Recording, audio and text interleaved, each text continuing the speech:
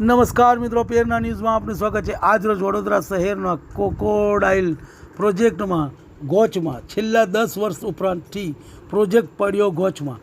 Corporation પ્રોજેક્ટના પ્રારંભ કર્યો હતો।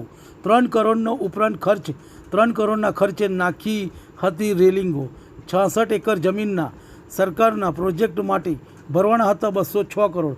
કોર્પોરેશન પાસે 206 કરોડની રકમના અભાવે લઈ સરકાર સાથે ચાલી રહ્યો છે પત્ર વ્યવહાર। વનજીવીય રક્ષક કાર્યકર સંજય સોનીએ પ્રોજેક્ટ અંતર્ગત આવ્યું હતું નિવેદન। ક્રોકોડાઇલ પાર્ક બનાવવાથી 400 જેટલા મગરોને જેલમાં બંધ થાય તેવી પરિસ્થિતિ, પ્રાણી જીવોને બંધનમાં ન રાખવા જોઈએ।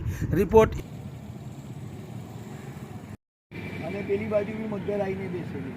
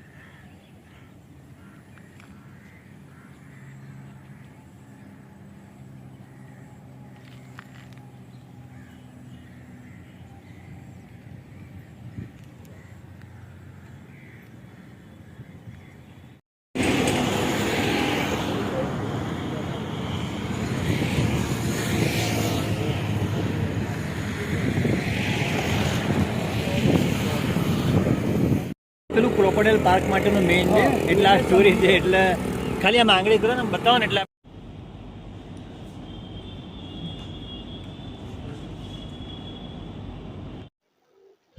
ક્રોકોડાઇલ પાર્કનો જે પ્રોજેક્ટ છે એ હજી બંધ નથી થયો, પણ એનું કોરસ્પોન્ડન્સ ચાલે છે।